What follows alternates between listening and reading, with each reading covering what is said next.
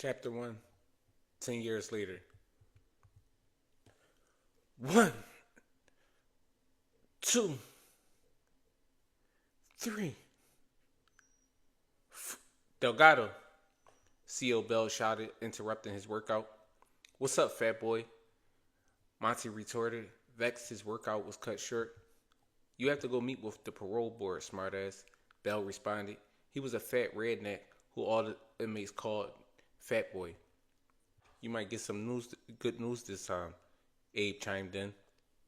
I hope so, man. I've been down for 10 long years.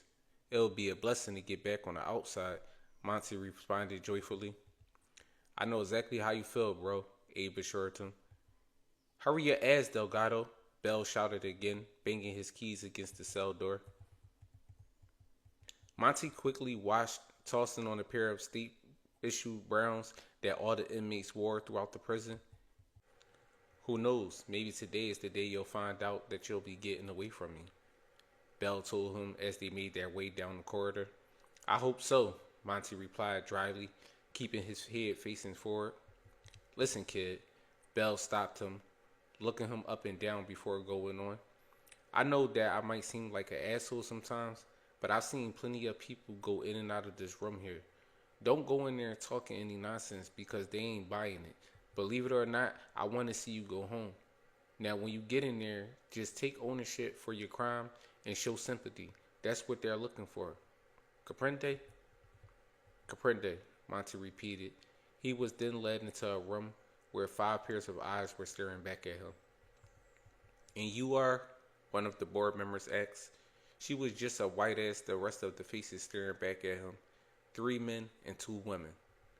I'm Monty Delgado, state number A18569, he replied, trying to calm his nerves that were all over the place.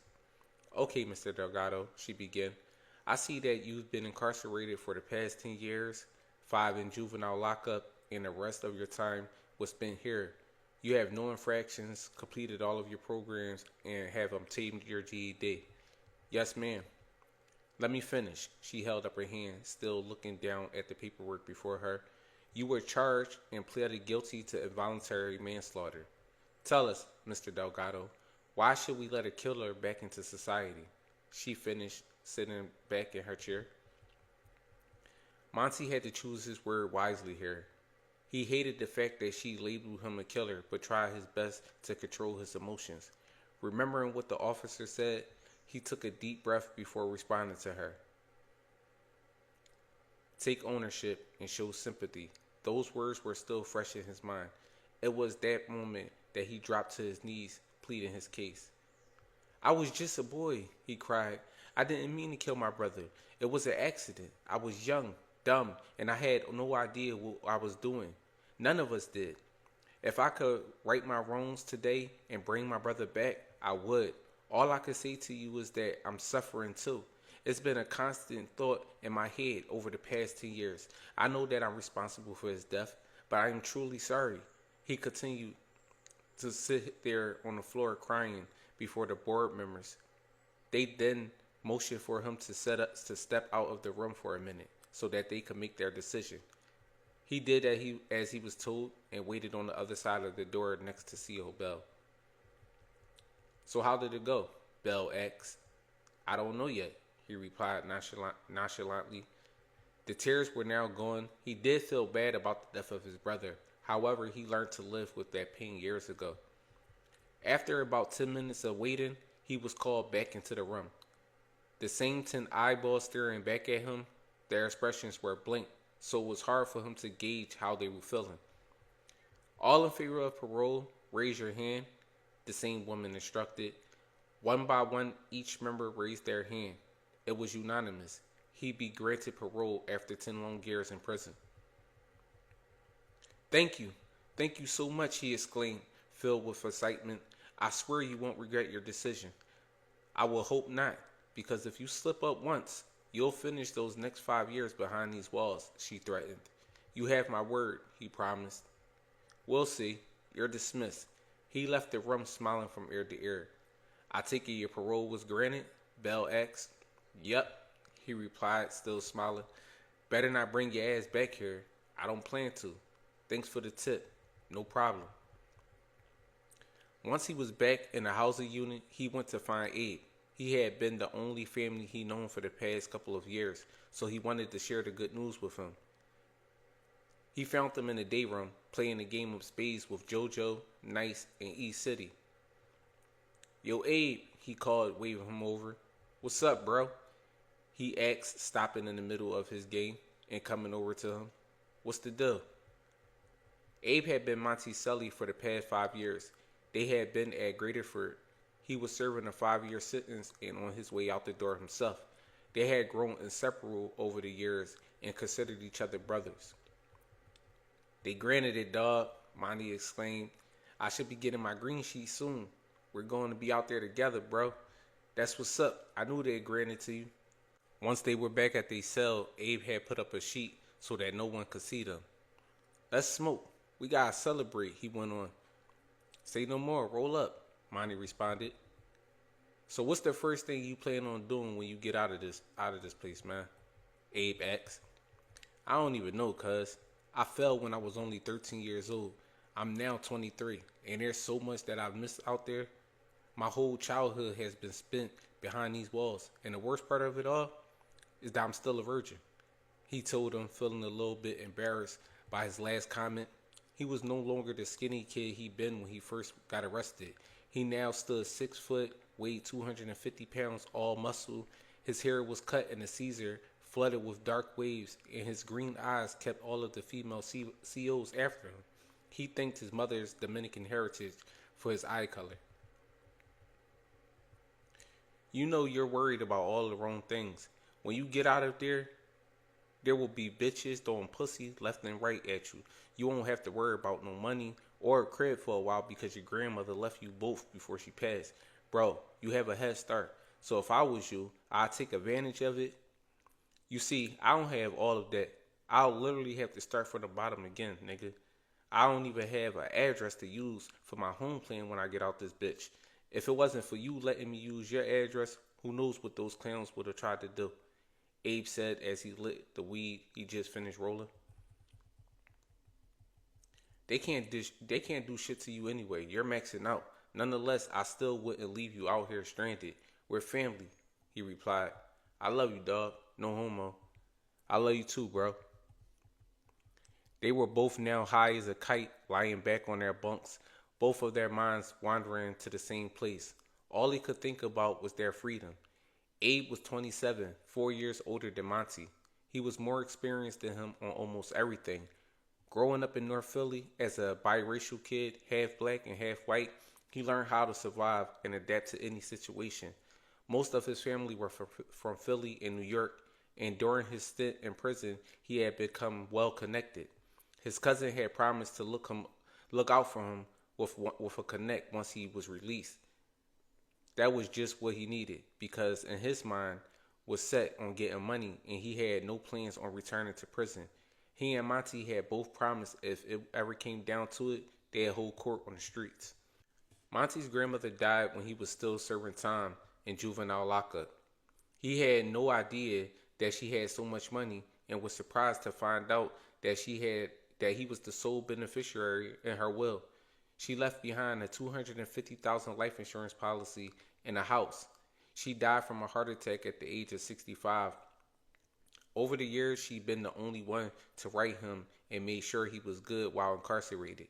She would always tell him that his mother would eventually come around, but she never did. After a while, he just stopped asking about her. He loathed his mother and could never come to terms on how she could just abandon the only son she had left. He knew she was grieving, but the words she spoke at his sentencing still bothered him to this day. For that, he would never forgive her. Child time, a CO shouted. It was early in the morning, but they both were used to the early morning wake-ups by this time. Both men got up from their bunks, brushed their teeth, washed their faces, and made their way out of their cell. Once they made it to the child hall and got their food, they sat in their usual spot. Neither of them liked being around too many people. That's how they stayed out of trouble. What's up, fellas? Luney greeted, taking a seat across from them. He was a short Mexican from LA that they'd taken a liking to. "What's up?" they both replied in unison. "I heard through the grapevine that y'all leaving us," he told them, leaning in so that no one could hear them. "Yeah," Monty confirmed. "Listen, I got people that could put y'all in the right position if y'all know what I mean." "We're listening." Abe perked up. "Well, it ain't no secret that I got pinched with 250 pounds of weed. That shit is peanuts compared to what I didn't get caught with. My people could get their hands on almost anything. Weed, dope, coke, ecstasy. You name it, they could get it," he explained. "What makes you think that they'll deal with us?" Monty asked. He was curious to know why he was coming to them now. The whole time he'd been there, they never had a conversation about drugs. "Well, let's just say my name holds a lot of weight. Besides, I like the two of you. Y'all don't be on the same bullshit these clowns are on in here. Now think about it and get back to me." He then got up and left the table, leaving them to ponder his offer. "Yo, you think he's on the up and up?" Monty asked Abe once he was out of earshot. "I fuck with Luney. He is a thorough-ass Mexican. If he says that he can make things happen, I believe him." "I guess you're right. Since we've been here, he hasn't given us a reason to doubt him. Let's go holler at him." They got up from the table, discarding their food, and went to find him. They knew if he wasn't still in the chow hall, he could only be in the yard. Luney was posted up by the gate smoking a cigarette and conversating with another inmate by the name of Pope. He was a big black man with shoulder-length dreads. He'd been serving life for killing his whole family. As soon as he saw them approaching, he walked away. "So," Abe began, "how do we know that we can trust your people?" "Do you trust me?" He countered. Abe thought the question over before responding. "I trust you because you never given me a reason not to." "And that's all that needs to be said. Y'all down or what?" "Yeah, we're in," Abe told him. "Good. I'll make the call. As soon as y'all touch down, all you have to do is call the number I'm going to give you, and they'll handle it from there," he explained. "What do you get out of this?" "Damn, bro, you ask a lot of questions. If you must know, I got 50 years behind these walls. I know that I'll never see the streets again. I know your story, so I'm just trying to help out two of my amigos. Comprende, Holmes?" "Yeah, we understand," Monty interjected. "We appreciate you for this, dog. Don't think for a second that we'll forget about you," Abe assured him. "Just make me proud, man, and don't fuck this up. I know for a fact that y'all could do this. I don't want to see either of you back in here," he emphasized. "Look around you. We're in hell, and the warden is the devil. I ain't coming back here," Monty promised. "Yeah, we got you," Abe added. They all shook hands before heading their separate ways. 2 weeks had gone by, and Monty had finally received his gearing sheet back with his release date. He happened to be getting out only 1 day behind Abe. He promised to come pick him up so that he wouldn't have to get on that long-ass bus ride back to Philly. He'd spoken to him the day before, and he had told him that his cousin would bring him. Monty was still in a bit of shock to finally be leaving prison. His palms wouldn't stop sweating, and his stomach was in knots. All of his belongings were packed and ready to go, which wasn't much. He'd barely gotten any sleep due to his excitement, so he stood up all night reading old letters from his grandmother. Luney had given him and Abe the number they needed to contact once they were on the streets. Monty knew once he made it out, there was no coming back. He hadn't seen the streets since the age of 13. He was ready to show out. "Delgado," C.O. Bell called. "What up?" he asked, already knowing why he was at his cell. "They're ready for you down at R&D. You out of here, man." "Yes!" he exclaimed, gathering his belongings. He then followed behind him down the block. "Be safe out there, Holmes," Luney said as he passed his cell. "No doubt. Keep your head up in here," Monty replied, giving him a half hug. "Remember what I said, kid," Bell said once they made it to the receiving room. "Trust me, I won't." After signing all his necessary paperwork, he was escorted out of the main gate. The summer sun assaulted his skin as he stepped foot outside. Excited to finally be free, he He dropped to his knees and kissed the ground. Getting to his feet, he spotted Abe leaning against a Chevy Impala. Beside him stood a woman in Muslim garb. He quickly made his way over to them, happy to see his friend. "What up, my boy?" Abe greeted him with a huge bear hug. He might have been 5 inches shorter, but he made up for that with his strength. "How long y'all been out here?" Monty asked. "An hour, but that shit doesn't matter. Here, put your shit in the car. And this is my cousin Asia," he pointed as he opened the trunk for him to put his bags in. "Nice to meet you," Monty greeted, extending his hand to her. "The feeling is mutual," she replied, taking his hands into hers. "I heard a lot about you." They all got into the car, ready to put the prison in their rear view. "Thanks for coming to pick me up." "Nonsense." She put the keys in the ignition. "Any friends of Abe is a friend of mine's. You're good," she told him. "Bro, are you hungry?" Abe asked. "I know you're tired of that prison food." "Hell yeah, I am," he retorted. "Say less. Asia, let's hit up the breakfast spot we passed on our way here." "Alright."